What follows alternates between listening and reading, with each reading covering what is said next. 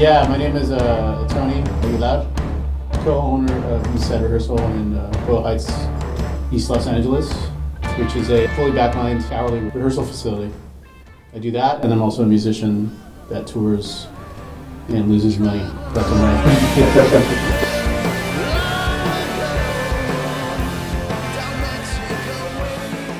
The point of doing what we were doing was just to get our art out there.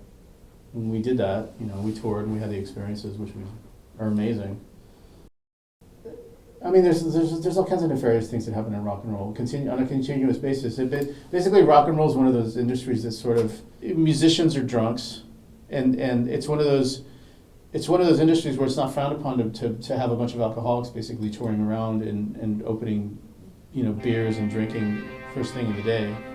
But that allows for a lot of kind of nefarious people to get involved with it, knowing that they can take full advantage of a lot of different musicians. And if you're a sober musician, or if you're a person that kind of keeps your shit together, then you can see the wolves in the sheep's herd and kind of steer away from them. But there are a lot of them, and they're a bunch of thieves and a bunch of morons and bigotry. There's a lot of that shit that goes on too. I think that Los Angeles is so big that it can't have an exclusive.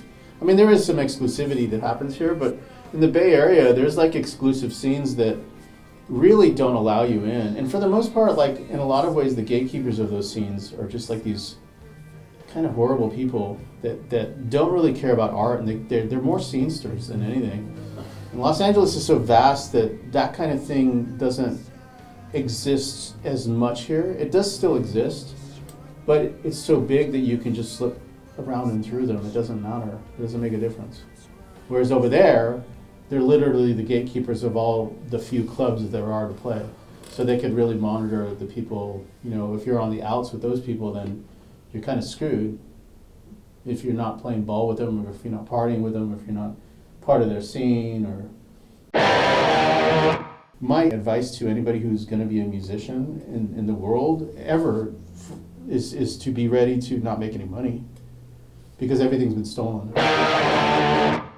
You give your money to Spotify, then you've allowed your music, which is art, your expression, to now be content.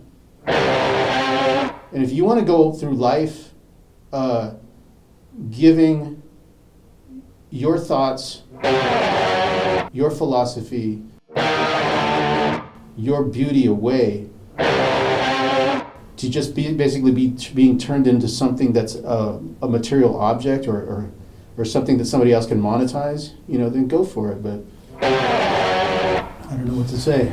I mean, other than what I've said. And I know it's not really hitting the point, but you do what you do regardless of what the outcomes are going to be, because that's just who you are.